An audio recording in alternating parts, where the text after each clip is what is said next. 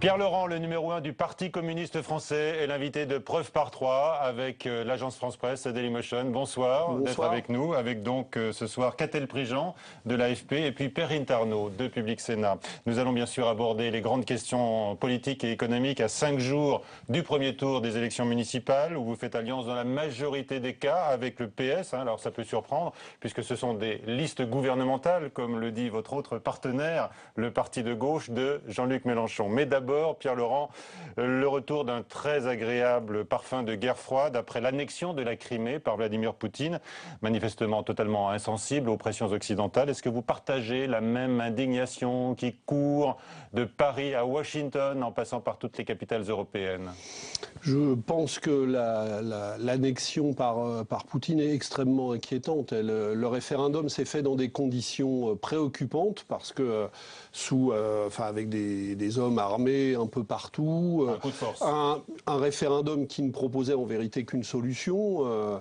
Donc c'est inquiétant. Bon, ceci étant dit, il y a en face aussi des responsabilités américaines, des responsabilités de l'Union européenne, des responsabilités de l'OTAN. Parce que nous avons accompagné une situation en Ukraine inquiétante. On a un pouvoir en Ukraine qui au départ était une révolte contre la corruption et puis qui est devenu aujourd'hui un gouvernement dans lequel il y a des ultranationalistes qui poussent minoritaires, mais qui sont quand même, pour certains même, il faut le dire, des antisémites et des fascistes, qui poussent à la confrontation eux aussi. Et malheureusement, on est en ce moment dans une escalade militaire inquiétante. Plutôt d'ailleurs que d'en rajouter d'un côté et de l'autre sur la confrontation, il faudrait peut-être avancer des propositions qui brisent cet engrenage. D'accord, lesquelles? Parce que vous dites il y a une escalade, mais les responsables sont des deux côtés. Oui, les responsabilités sont partagées dans la situation en Ukraine. Oui, dans l'escalade, les responsabilités sont partagées. Et par exemple, quand on a dit à un moment donné dans la situation en Ukraine que l'OTAN allait jouer un rôle pour accompagner ce qui se passait en Ukraine, eh bien, on a mis de l'huile sur le feu, alors qu'on sait qu'on est à la frontière, dans une frontière extrêmement tendue. Donc, par exemple, il faudrait avancer des propositions de démilitarisation de l'ensemble de l'Ukraine.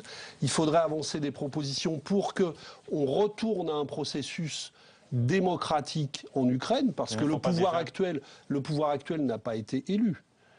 Il n'y a plus de pouvoir élu en Ukraine actuellement, donc il faudrait que l'ensemble des Ukrainiens puissent se prononcer sur l'ensemble des questions, leur avenir économique, leur rapport avec la Russie et l'Union européenne, sur le régime qu'ils souhaitent, etc. On a actuellement une situation d'instabilité dans l'Ukraine tout entière. Vous dites démilitariser, mais il faudrait démilitariser la Russie. C'est elle qui fait pression aujourd'hui avec son armée à la frontière Est. Il faudrait effectivement se poser d'une manière beaucoup plus globale la question de la démilitarisation des relations internationales, plutôt que d'aller vers la confrontation et effectivement ne pas remettre le doigt dans des logiques de guerre froide, des logiques de confrontation, qui ressemblent d'ailleurs plus qu'à des logiques de guerre froide, à des logiques de confrontation impériale comme on en a connu avant la Première Guerre mondiale. Est-ce qu'il faut toujours inviter Poutine le 6 juin pour le 70e anniversaire du débarquement ?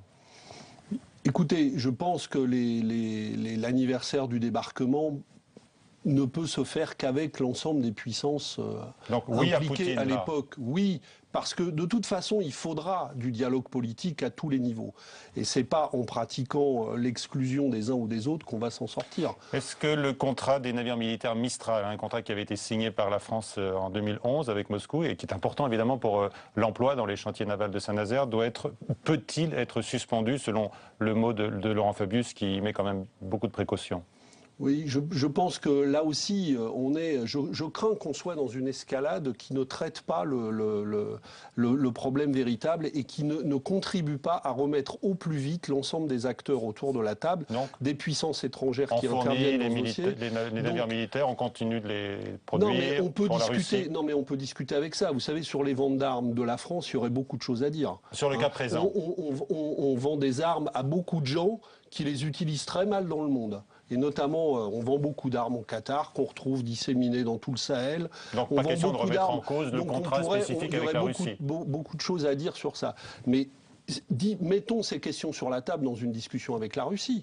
Il faut mettre toutes les questions sur la table, mais il faut aussi mettre les questions. Est-ce qu'on a besoin, par exemple, d'élargir la frontière de l'OTAN à chaque fois aux portes de la Russie. Est-ce qu'on ne peut pas avoir des zones qui soient démilitarisées et qui évitent de mettre le doigt dans ces engrenages militaires? Donc pour l'instant, pas question de suspendre ce contrat, vous nous dites... Non, je pense que ça n'est pas, à mon avis, la première chose qu'il faut mettre à l'ordre. Alors, vous avez défilé aujourd'hui avec les syndicats, et FO-CGT notamment, contre le pacte de responsabilité. Vous le dénoncez, vous le présentez comme une fuite en avant. Est-ce que c'est le bon timing, franchement, à 5 jours du scrutin municipal? Écoutez, on sait que le gouvernement veut avancer très vite, qui veut, dans la foulée des municipales, précipiter l'adoption du pacte de responsabilité. Il a mis même une pression énorme, avec l'aide du MEDEF, et en lien avec le MEDEF, sur les syndicats pour arracher des signatures sur un relevé de conclusion qui ne comporte aucune contrepartie en matière d'emploi. Donc c'est le gouvernement qui essaye de presser le pas et d'éviter le débat sur le pacte de responsabilité. Donc je pense qu'il est important de prendre des initiatives contre ça. Les syndicats en ont pris et nous allons en prendre, et nous sommes en train de construire un appel très large de personnalités politiques, syndicales, associatives à une marche contre l'austérité le 12 avril à Paris. Jean-Pierre Raffarin, votre collègue au Sénat, pose une question qui est peut-être intéressante. Il dit, il y avait combien de chômeurs dans les cortèges ce mardi contre le pacte de responsabilité? Eh bien, M. Raffarin, qui ne fréquente pas beaucoup les cortèges en question, il saurait, s'il y allait, qu'effectivement, on y côtoie des salariés qui ont été au chômage et qui, des fois, retrouvent un emploi, et inversement, des gens qui sont au chômage aujourd'hui et qui n'arrivent pas à en retrouver. Vous savez, c'est pas en opposant ceux qui ont un travail et ceux qui sont au chômage qu'on va avancer vers la voie du progrès social. C'est un jeu qu'aime bien la droite. Opposer les salariés entre eux, mais quand on est chômeur, on reste un salarié. Et pour les chômeurs, justement, le pacte de responsabilité prévoit un allègement des charges, notamment sur les petits salaires. Et il y a une étude récente qui dit que c'est efficace pour créer de l'emploi. Vous le contestez? Oui, mais je le conteste absolument, parce que les chiffres sont têtus. On a cumulé en 20 ans, parce que ça fait 20 ans qu'on fait ça, 397 milliards d'euros d'exonération de cotisations sociales. Si on cumule toutes les politiques d'exonération de cotisations sociales depuis 20 ans, c'est l'équivalent d'un budget entier de la France. Et pour quel résultat? Pourtant, le chômage record et la précarité galopante. Reste très taxé en France, plus que chez nos voisins européens, par exemple. Mais vous savez, bien rémunérer le travail, ce n'est pas un handicap pour une économie. Non, je ne parle pas du salaire, je parle des charges qui pèsent sur le travail. Non, mais ce n'est pas des charges. Les cotisations sociales, ça finance la protection sociale des salariés.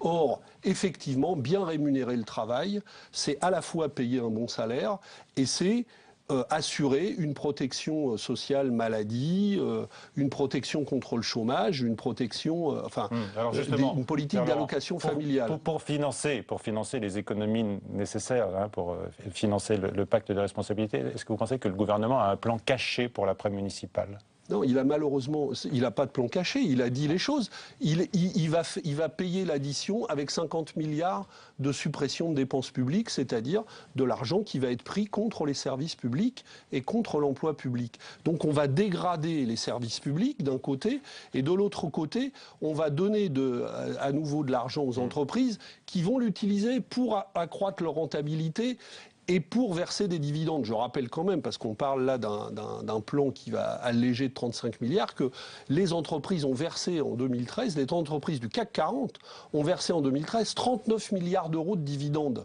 D'ailleurs, je ne suis pas le seul, je vois que Benoît Hamon, que beaucoup d'autres dans la majorité commencent à pointer ce problème sur lequel j'alerte depuis des mois, ce que j'appelle le coût du capital. Plutôt que de regarder toujours du côté du coût du travail, on ferait bien de regarder du côté du coût du capital. Pierre Gattaz vous répond, dans quelque sorte, à vous directement. Il dit « J'ai le poil qui se hérisse quand j'entends parler de cadeaux au patronat. Ceux qui disent ça ne connaissent rien à l'entreprise. » D'accord. Bon, mais peut-être que son poil se hérisse, mais la vérité, elle est têtue.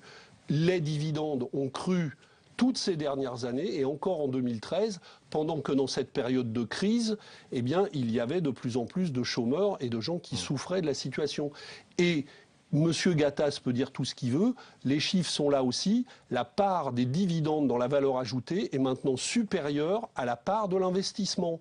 Donc nous avons des entreprises qui préfèrent faire de la croissance financière plutôt que d'investir dans l'emploi. Pierre Gattaz, c'est vrai, c'est lui le Premier ministre, comme le dit Thierry Lepant de la CGT. En tout cas, il est très très écouté, c'est le moins qu'on puisse dire. D'ailleurs, il est le seul quasiment à applaudir, et peut-être qu'il faudrait rappeler... Non, il y a des syndicats, vous l'avez dit, qui ont signé quand même un premier rapport. Non, mais eux même ceux-là... CFDT, par exemple, qui vous dénoncent. Et même ceux-là... Même si vous faites le lit des extrémistes. Non, même ceux-là, ils n'applaudissent pas. Ils signent quand même. Ils signent, mais en faisant remarquer que peut-être ils ne sont pas sûrs du résultat, ce qui est très étonnant de signer, mais ça c'est leur responsabilité, j'ai pas à me mêler de ça. Mais non, le seul qui applaudit vraiment, c'est Pierre Gattaz depuis le début. Et d'ailleurs, je crois que les Français le comprennent assez bien, il suffit de regarder ce que pensent les gens de gauche de la politique actuelle de François Hollande. On parle beaucoup d'un remaniement en ce moment, peut-être après aussi les municipales, comme le pacte de responsabilité. Est-ce que pour vous ça peut avoir un sens ? Si c'est un remaniement pour faire, comme on nous l'annonce, un gouvernement resserré, voire, comme l'a dit M. Gattaz, il nous faut un gouvernement de combat pour accélérer dans cette direction, évidemment que ça ne peut pas me satisfaire. Il faut totalement changer de cap. Il faudrait changer l'équipe gouvernementale, mais pas dans le sens, mais pour faire une politique de gauche. On dit que Jean-Marc Ayrault pourrait garder sa place à Matignon, par exemple. Pour faire une politique, mais c'est pas une question d'homme, c'est pour faire une politique de gauche qu'on ne fait pas actuellement. Est-ce qu'il y a quand même des ministres qui tirent mieux leur épingle du jeu? Vous avez cité Benoît Hamon, qui vient un peu sur vos positions concernant les dividendes versés par les entreprises. Le magazine L'Usine Nouvelle déclare sa flamme cette semaine pour Arnaud Montebourg. Et on peut lire, c'est le meilleur défenseur des usines que la France ait connu depuis 30 ans. Êtes-vous d'accord ? Écoutez, j'étais il y a quelques jours à Dunkerque. J'ai rencontré tous les salariés de la sidérurgie, les salariés d'Asco Métal, dont l'entreprise vient d'être mise en redressement, les salariés d'Arcelor Dunkerque. J'étais l'autre jour à côté d'Agen, à Fumel, avec les salariés de Métal Temple. J'ai rencontré samedi les salariés de Fralib. Tous me disent... Arnaud Montebourg nous fait beaucoup de promesses, mais nous, on ne voit pas les résultats. Et pour cause, parce que Arnaud Montebourg est peut-être bon en communication, mais ça ne change pas une politique gouvernementale qui ne permet pas de s'attaquer à la politique du chômage. Un mot sur le climat, à quelques jours des municipales, Pierre Laurent, préjudiciable semble-t-il à la droite comme à la gauche, et un sondage montre d'ailleurs que presque la majorité, une bonne moitié des Français, ressentent un dégoût aujourd'hui. Je crois que les Français, ils disent une chose très simple, de bon sens, que je partage à 1000%, occupez-vous des problèmes de la France et des Français. Quand ils voient pendant une semaine des responsables politiques du gouvernement et de la droite se jeter à la figure des affaires à milieu de leurs préoccupations, effectivement, ils sont en colère parce qu'eux, ils souffrent. Ils attendent un gouvernement et ils attendent des responsables politiques qui soient mobilisés sur les problèmes essentiels de la France. Non, mais il y a la justice. Pas des responsables politiques qui se jettent les affaires. La justice enquête. Oui, mais que la justice enquête, et elle a besoin d'enquêter manifestement. Jean-Luc Mélenchon affirme que François Hollande était forcément au courant des écoutes judiciaires de Nicolas Sarkozy. Vous avez la même conviction, oui ou non? Mais probablement il l'a été à un moment donné, mais... Ce qui importe dans cette affaire, c'est deux choses, dans ces affaires, c'est que la justice travaille parce que manifestement, il y a des choses à éclaircir du côté de Nicolas Sarkozy. Et deuxièmement, que le gouvernement actuel ne se mêle pas d'intervenir dans l'instruction judiciaire et laisse les juges travailler. Voilà. Et il faut faire donc dans les deux cas, la réponse elle est simple. Il faut que la justice travaille et que les responsables politiques, eux, se mêlent s'occupent des problèmes des Français et pas autre chose. Catel Prigent de l'AFP va nous rejoindre dans un instant. D'abord, on va parler de vous et de Jean-Luc Mélenchon, puisque vous formez quand même un drôle de couple qui s'est retrouvé il y a quelques jours, enfin pourrait-on dire, on va le voir à Nîmes. Le reportage de Faustine Saint-Geniès. L'image est rare et sans trucage. Pierre Laurent et Jean-Luc Mélenchon ensemble. Mais cela ressemble à de fausses retrouvailles. Pour la première et la dernière fois de la campagne des municipales, vendredi dernier à Nîmes, les deux hommes ont fait estrade commune, mais le courant ne passe pas vraiment. Ce qui rassemble ici à Nîmes, c'est cette liste de gauche qui fait rêver Jean-Luc Mélenchon, ou Parti communiste, Parti de gauche, écologiste et même quelques socialistes font front commun. Nous avons besoin passionnément de notre victoire à Nîmes parce que nous voulons faire la démonstration que cette coalition du Front de gauche et d'Europe Écologie Les Verts, avec les socialistes qui quittent le radeau de la Méduse sur lequel ils sont embarqués, cette coalition a vocation à être majoritaire dans cette ville et demain dans le pays. Pierre Laurent, lui, est dans une toute autre stratégie. Il veut maintenir le Parti communiste face notamment à la menace du Front National. Il y a embusqué à côté ou dans l'UMP, il y a l'extrême droite. Principal point de crispation entre les deux hommes, les rapports avec le PS. Alors que les communistes ont fait des alliances dans de nombreuses villes comme Paris, Jean-Luc Mélenchon prône une autonomie radicale vis-à-vis des socialistes. Et pour lui, l'occasion, ce sera les européennes. Après les municipales, on va démarrer, puis c'est mon intérêt qu'on démarre après les municipales quand même. Au moins qu'on puisse dire, on tourne la page, on passe à autre chose. Passer à autre chose, faute de quoi le front de gauche est menacé d'implosion.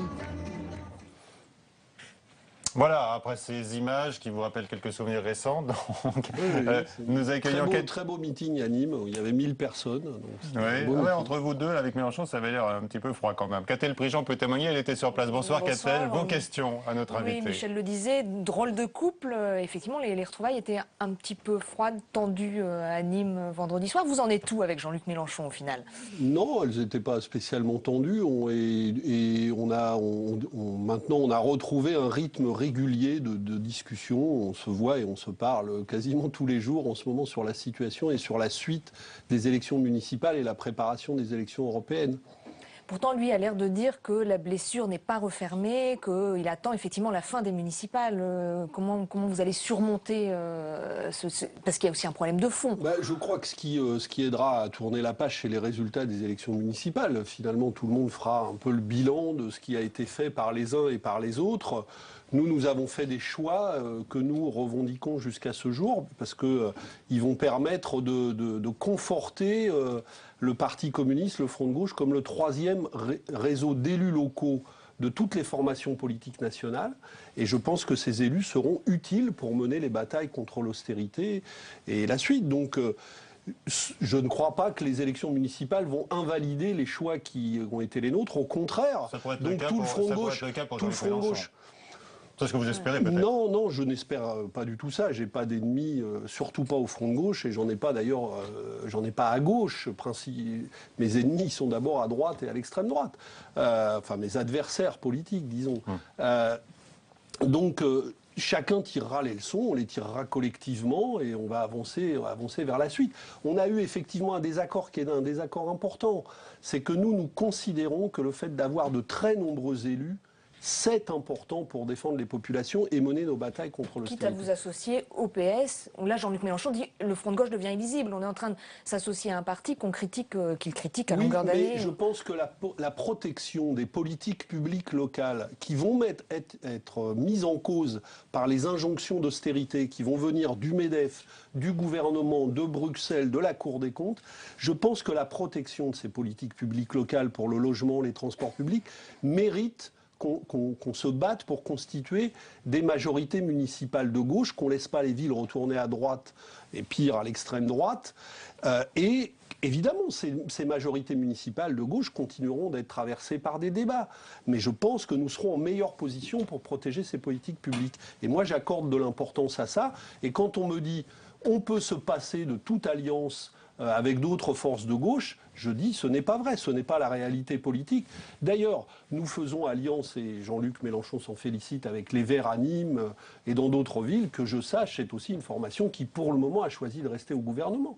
Donc nous travaillons avec des forces, on voit bien dans le Parti socialiste, des gens qui sont en débat aussi sur l'orientation gouvernementale. Et heureusement que nous dialoguons avec eux. Il y en a d'ailleurs aussi sur la liste à Nîmes, que tous les deux nous avons été soutenir. Est-ce que vous comprenez toujours ce que dit Jean-Luc Mélenchon? Vous allez peut-être pouvoir nous expliquer, parce que, par exemple, il a lancé récemment dans un meeting, c'était pas à Nîmes, c'était à Paris dimanche soir, je ne m'appartiens plus. Non mais, écoutez... Si vous en parlez avec lui au téléphone? Non mais ça c'est... C'est quoi?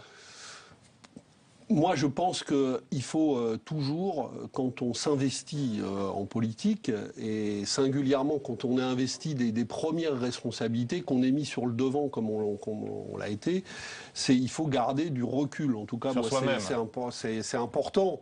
Donc voilà, c'est un conseil que vous donnez. C'est des formules que moi je n'emploie pas, mais chacun a sa personnalité.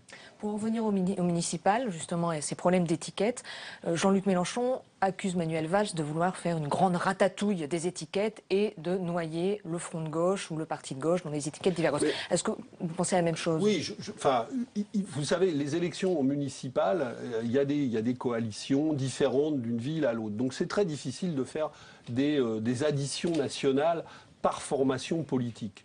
Donc on a vu parfois et souvent des ministres de l'Intérieur tenter par des additions improbables. Donc il faudra se méfier de ça dimanche soir pour lire attentivement les résultats.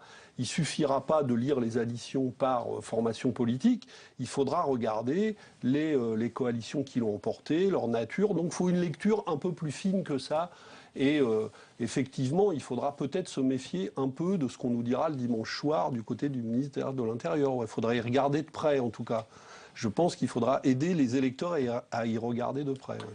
Donc vous y regardez de près, vous vous comptez par rapport à Jean-Luc Mélenchon, et derrière les municipales, vous dites vous vous mettez en route pour les européennes.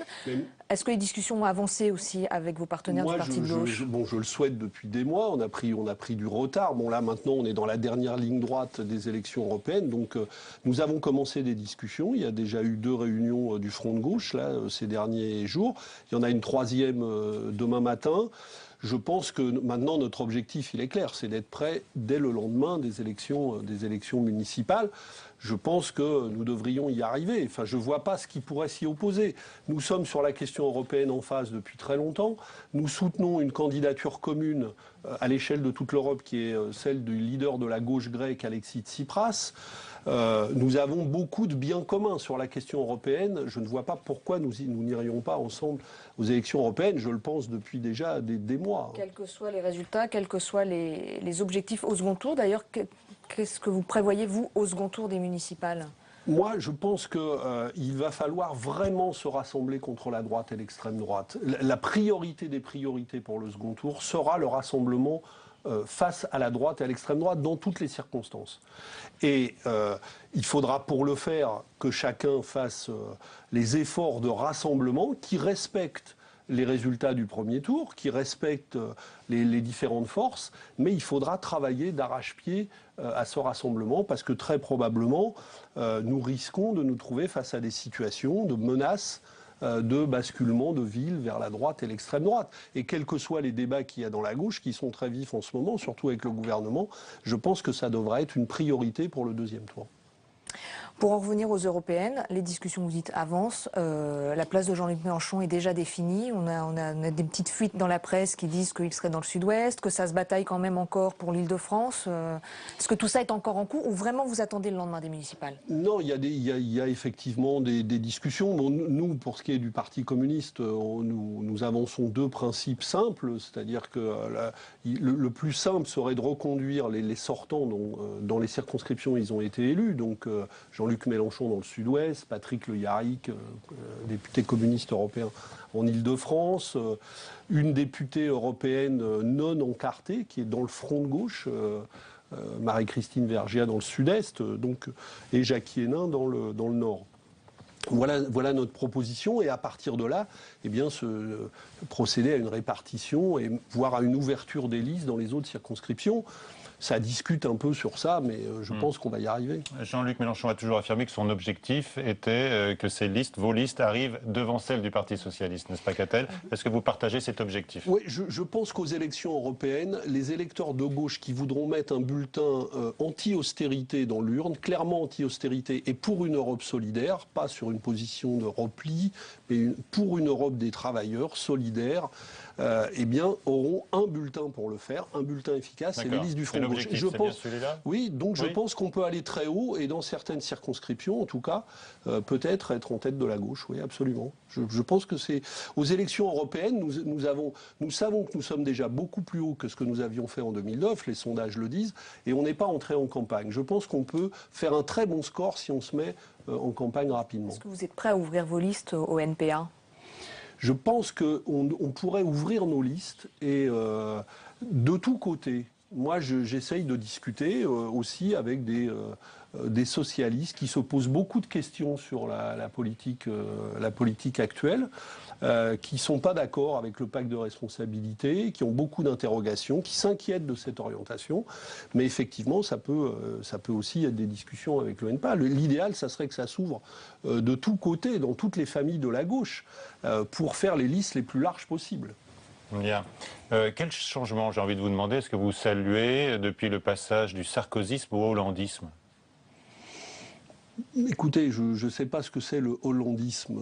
Il y a une politique de François Hollande. Quel changement avez-vous envie de saluer depuis l'alternance?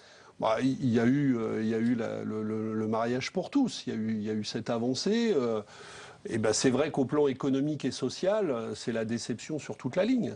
Et même pire que ça, parce qu'on a dans plusieurs domaines l'accord national de l'ANI qui a été dans la loi, qui est un recul des droits sociaux. On a eu un recul du droit à la retraite.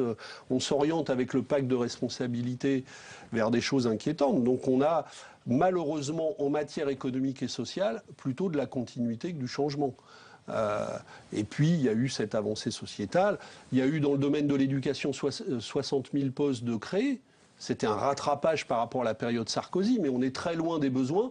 Et maintenant, on nous dit, à cause des 50 milliards d'économies qu'on veut faire, que même ces postes-là, alors que c'était soi-disant la grande priorité, ne seraient plus sanctuarisés. Donc on a les inquiétudes grandissent. Dans ce hollandisme, que pensez-vous de la position des écologistes avec lesquels vous êtes associés dans certaines villes pour les municipales et qui participent au gouvernement Hollande?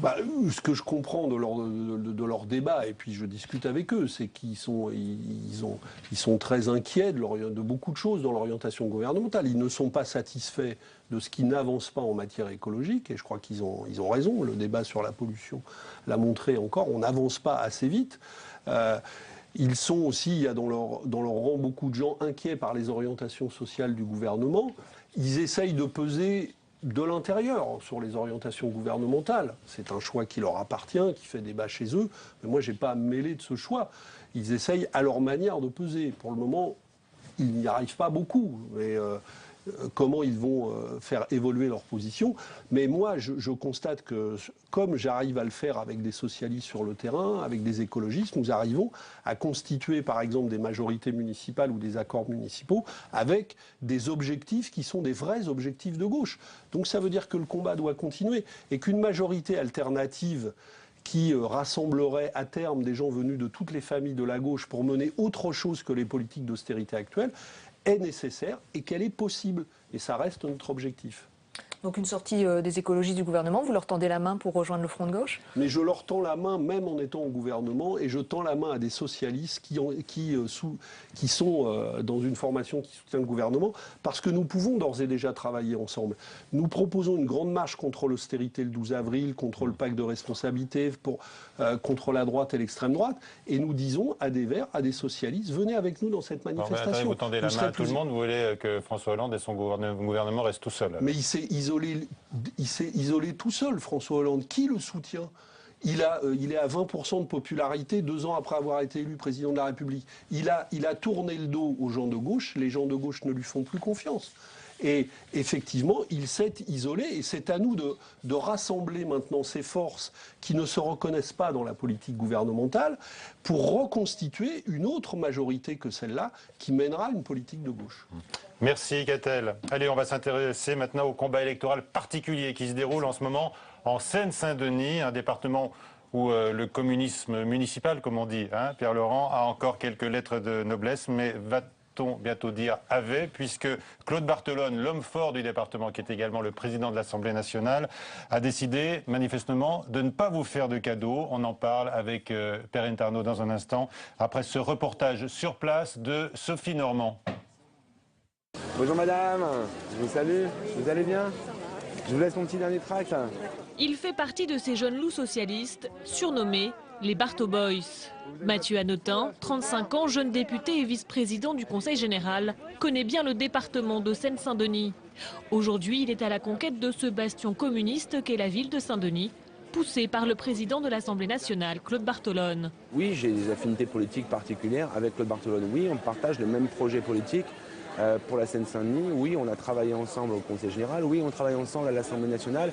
Et oui, je suis fier de ce que Claude Barthelone fait chaque jour pour promouvoir partout où il le peut le département de la Seine-Saint-Denis. Face à lui, soutenu par Marie-Georges Buffet, Didier Paillard, maire communiste sortant. Il regrette qu'aucune alliance n'ait été possible avec les socialistes et y voilà la patte de Claude Barthelone. Il se sert de ces jeunes militants, jeunes députés pour aller à la conquête de nos villes. Ça se manifeste par sa présence régulière. Enfin, lui-même, il nous honore tous les semaines de sa présence d'une façon ou d'une autre dans des événements qui n'ont des fois rien à voir avec la vie politique. Claude Barthelone omniprésent, mais qui fuit les médias. Son idée, pousser le Parti communiste hors de Seine-Saint-Denis, alors que sur les 40 communes que compte le département, seules 11 sont encore sous le giron du PC. Une offensive inédite dans ce département historiquement communiste, jugée agressive pour le rare maire UDI du département. C'est pas de la concurrence, c'est de l'extermination. C'est le couteau du boucher socialiste qui veut égorger les quelques communistes qui restent dans ce département. Ils se présentent presque partout contre eux. C'est vrai à Saint-Denis, c'est vrai à Bagnolet, c'est vrai à Aubervilliers, c'est vrai à Saint-Ouen, c'est vrai même à Villepinte. Enfin, dans presque toutes les communes que détient le Parti communiste, le Parti socialiste se présente contre eux pour les éliminer, comme ils l'ont fait du Conseil général. L'enjeu caché de ces municipales en Seine-Saint-Denis serait le Grand Paris. Claude Barthelone ne cache pas son envie de diriger la future métropole. S'il ne joue qu'un rôle secondaire dans ces municipales, lui qui n'est candidat qu'à un modeste poste de conseiller municipal au Pré-Saint-Gervais, le patron du département comme on l'appelle, place ses pions. Voilà donc pour Claude Barthelone et ce qu'on appelle maintenant les Bartoboy. Bonsoir Perrine Tarnaud. Vos questions sur ce thème à notre invité. Bonsoir Pierre-Laurent. Est-ce que vous reprenez le terme de Jean-Christophe Lagarde qu'on vient d'entendre dans ce reportage? Il parle d'extermination des communistes dans le département de la Seine-Saint-Denis. Extermination par le Parti socialiste et par Claude Barthelone. Mais il en parle en connaissance de cause parce qu'il a pratiqué la même chose dans la ville de Drancy et aux alentours. Il y a d'ailleurs des connivences dangereuses en Seine-Saint-Denis. Vous savez, pour éliminer les communistes, et le PS. Oui, par exemple, pour éliminer les communistes, on voit parfois se construire des coalitions extrêmement inquiétantes. Récemment, le Front National, qui n'a pas réussi à présenter une liste à Saint-Denis, a déclaré il fallait éradiquer l'équipe Paillard, le maire communiste de Saint-Denis, en disant peu importe si le chirurgien est socialiste. Donc effectivement, on voit parfois des coalitions contre nature pour essayer de nous affaiblir. Mais je pense que la situation ne s'y prête pas en ce moment, parce que les populations de Seine-Saint-Denis ont besoin de solidarité, elles ont besoin de politiques protectrices, et je pense que les opérations qui sont menées actuellement dans quelques villes inspirées par Claude Barthelone, je crois qu'elles vont échouer cette fois-ci en Seine-Saint-Denis. Mais quel est l'objectif de Claude Barthelone? C'est d'avoir une hégémonie, une mainmise sur le département de la Seine-Saint-Denis. Et au-delà, il faut croire, oui, il faut croire que c'est un objectif qui l'obsède et qui est assez loin. Et qui est assez loin pourtant de l'intérêt des populations de Seine-Saint-Denis. Parce qu'à Saint-Denis, non mais prenons la ville de Saint-Denis, parlons concrètement. Cette ville qui a été touchée il y a plusieurs décennies par une très grave désindustrialisation. Aujourd'hui, c'est une ville en plein développement. C'est une ville qui a réindustrialisé toute pleine commune. C'est une ville qui, autour du Stade de France, fait du développement. C'est une ville qui rénove son centre-ville. La population sur place n'en profite pas. Ah bah c'est parce qu'il ne connaît pas bien la ville de Saint-Denis. Si elle fait confiance justement aux équipes qui ont conduit la ville, c'est parce que il y a dans ces villes des politiques de solidarité qui les protègent. Des politiques dans les cantines scolaires, des politiques de développement de l'emploi, des politiques de services publics culturels. On a vu le député socialiste sur les marchés, là. Il le dit aux électeurs qu'il rencontre et à qui il distribue non seulement des écharpes roses, mais ses tracts, évidemment. Il dit, bon, maintenant, il faut tourner la page, ça a assez duré, les communistes. Oui, mais ça c'est une rhétorique qui ne ressemble pas beaucoup à un homme de gauche. Voilà. C'est une rhétorique qu'on entend beaucoup chez des hommes de droite qui veulent se débarrasser des fois des communistes et des fois des socialistes. Or, dans ces villes-là, ce dont nous avons besoin, c'est du rassemblement de toutes les forces de gauche. Nous ne voulons pas une hégémonie communiste en Seine-Saint-Denis, qui n'existe d'ailleurs pas. Vous voulez pas celle de Claude Barthelone. Nous voulons que les forces qui sont à gauche dans ce département s'unissent pour protéger les populations contre les politiques de spéculation, les politiques de chômage. Ce qui m'a frappé dans les candidats socialistes de ce département, mais aussi de la petite couronne parisienne, c'est que finalement, le non-cumul, la limitation du cumul, eh bien, ça attendra 2017. Monsieur Hanotin, qu'on a vu dans le reportage, est déjà député, vice-président du Conseil général, il se présente comme tête de liste. Il y a Bruno Le Roux aussi dans le département qui se présente en 3e place, pas en tête de liste. Donc, oui, le Parti socialiste, finalement, fait voter une loi sur la limitation du cumul des mandats, mais parce que quand on n'est plus préoccupé par l'intérêt général, mais seulement par les ambitions personnelles des uns et des autres et de jeunes députés qui, parce qu'ils ont été élus à la faveur d'une vague rose aux législatives, pensent que tout leur est permis, on voit ce que ça donne. Et d'ailleurs, on a le même cas en Seine-Saint-Denis, le jeune député socialiste élu, Razia Hamadi, s'est lancé pareil n'importe comment dans la bataille à Montreuil, et il va finir très mal. Alors vous dites à Claude Barthelone, là, s'il nous écoute, tu nous feras pas la peau? Ça me paraît clair. Je pense qu'en Seine-Saint-Denis, il y a une volonté. Je pense qu'il y a une. Oui, je lui dis clairement. Il y a une volonté des populations de redévelopper l'influence du Parti communiste, du Front de gauche et de la gauche tout entière, parce que nous servons la gauche en Seine-Saint-Denis. On va parler un petit peu de la pollution en Ile-de-France avec l'application de la circulation alternée hier à Paris. Est-ce que selon vous, c'est une décision politique et électoraliste avant tout ? Non, c'est une décision. Il y a un vrai problème. Il y a un vrai problème de pollution sur l'Île-de-France. Il ne date pas ce week-end. Donc effectivement, là, c'est un coup une fois. On nous dit que ça a été utile. Moi, j'ai pas le moyen de le vérifier, que ça va faire descendre immédiatement la pollution. Mais on sait qu'on traitera pas le problème dans la durée avec des coûts de ce type-là. Il y a quand même un déficit d'anticipation politique sur cette question. Mais il y a un déficit depuis très longtemps. On a pris 20 ans de retard dans le développement des services des transports publics en Ile-de-France. On a laissé, depuis 20 ans, on développe le fret sur la route. L'Île-de-France, comme malheureusement toutes les régions de France, est envahie de camions et on ne développe pas le fret ferroviaire. Il y a des grandes gares de fret ferroviaire en Île-de-France, à Villeneuve-Saint-Georges, à Blanc-Ménil, qui ne sont pas développées comme elles le devraient. Et quand on va instaurer une écotaxe en France, tout le monde crie au loup. Je vous raconte une chose. Je suis allé visiter Rungis il y a quelques jours. Eh bien, il y a des lignes de fret qui viennent du sud de la France pour amener les fruits et légumes. Et qui ne servent à rien. Non, si, elles servent. Mais la SNCF veut en fermer une des deux.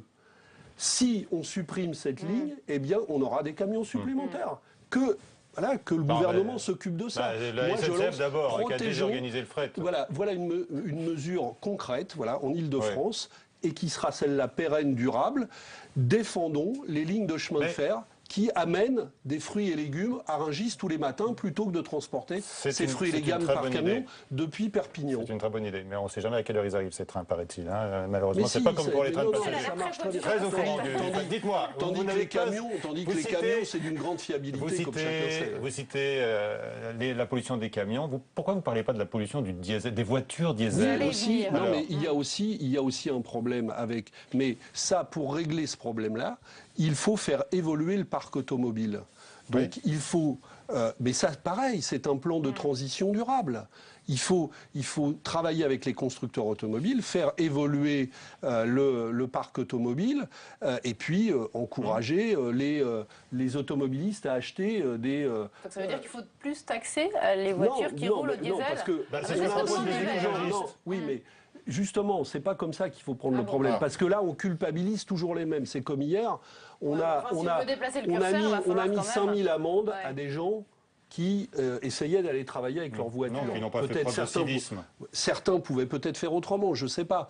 Mais Bon, soit dit entre nous, petite anecdote sur la journée d'hier, il y avait beaucoup de contrôles à la porte de Montreuil, à la porte de Bagnolet. On ne pouvait pas passer au travers. Partout dans Paris. Ouais, mais pas à porte de Saint-Cloud et à porte d'Auteuil. Ah bon? Attendez, vous vérifiez ce que je dis. Il y a eu une discrimination sociale dans les contrôles, dans la verbalisation. Hier, il n'y avait pas de contrôle à la porte d'Auteuil, à la porte de Saint-Cloud. Par contre, vous ne pouviez pas rentrer dans Paris avec une voiture à la porte de Bagnolet. Mais bon, ça mis à part, je ne sais pas pourquoi, d'ailleurs, je pose une question, j'aimerais bien comprendre pourquoi, parce que j'ai pas l'impression que les voitures polluent moins à l'ouest de Paris qu'à l'est. Anne Hidalgo, à Paris, elle veut éradiquer le diesel. Est-ce qu'elle en a les moyens? Mais il faut encourager les gens. On les a encouragés à acheter des voitures diesel. Et maintenant, on va les matraquer. C'est pas comme ça qu'on va résoudre le problème. Donc, faisons évoluer le parc. Par exemple, on peut le faire très vite évoluer dans tout le parc des autobus, voilà, tout ce qui est maîtrisé par la puissance publique, tous les parcs publics peuvent évoluer. On vient de voir la dernière querelle sur les autobus en Ile-de-France entre Anne Hidalgo et Cécile Duflot, c'était ce week-end, sur la pollution. Est-ce qu'à votre avis, Anne Hidalgo, en ce moment, elle fait preuve un peu de fébrilité là, dans cette phase de campagne? Elle a peur de l'abstention importante à gauche qui pourrait la pénaliser? De fébrilité, non, c'est pas l'impression que j'ai. J'ai participé à un meeting avec elle dans le 20e arrondissement, qui est mon arrondissement. J'ai pas senti une candidate fébrile. Il y a une campagne qui se mène à Paris, qui est, de mon point de vue, une bonne campagne, qui avance des propositions précises. Nous avons joué un rôle extrêmement utile pour que les propositions soient précises, notamment sur la question du logement social, des transports publics, des halles alimentaires. Donc elle va séduire la gauche de la gauche, la gauche du PS, en tout cas. Donc je pense que... Mais le problème de la mobilisation électorale se pose à Paris comme ailleurs à cause d'un climat national qui est effectivement pas très bon et pas très mobilisateur. Anne Hidalgo d'être réticente à l'éventuelle fusion de ses listes, de vos listes, avec celle du parti de gauche. Elle dit ça ne serait pas cohérent. Écoutez, moi je pense que, je l'ai dit tout à l'heure, au deuxième tour, il faudra donner la priorité au rassemblement contre la droite et l'extrême droite. Et donc, pour moi, ça veut dire le rassemblement maximum au deuxième tour. On oublie tout ce qui s'est dit avant. Non, attendez, je dis, la logique d'ensemble doit être le rassemblement maximum pour faire face à la droite et à l'extrême droite. Et moi, c'est ce que je souhaite. Voilà. C'est l'ardoise magique du second tour. On efface tout, on oublie tout. Non, mais en tout cas, pour revenir au département de la Seine-Saint-Denis, si par exemple le Parti Socialiste se maintient contre votre liste qui arrive en tête au second tour. Qui s'exprime au premier tour, dans des configurations qui sont différentes. Et puis, au deuxième tour, on se rassemble pour battre la droite et l'extrême droite. Et je pense que ça continue de fonctionner et d'être efficace. Allez, tiens, encore une occasion de dire du mal de la politique suivie et de François Hollande. Vous regrettez que les étrangers ne participent pas au scrutin municipal? Mais bien sûr. Écoutez, ça fait depuis 81... Les présidents socialistes ont fait cette promesse et l'ont rangée une fois élus. Pour moi, c'est indigne. Mais François Hollande a dit une réforme sociétale, c'est déjà lourd. Il n'y en aura pas de... Celle que vous avez saluée sur le mariage pour tous. Pour un président de gauche, c'est pas très ambitieux quand même. Parce que si une réforme sociétale, ça commence à faire peur à la gauche... Alors là, on est mal barré. Voilà, qui est dit. C'était clair et net depuis le début de cette émission. Merci Perrine, merci Pierre-Laurent. Je vous retrouve dimanche soir à partir de 19h sur la chaîne Public Sénat avec LCP Assemblée Nationale pour bien sûr la soirée des municipales. La semaine prochaine, lors de l'entre-deux tours, Perrine, il y aura 2 preuves par 3, mardi et mercredi. À très vite.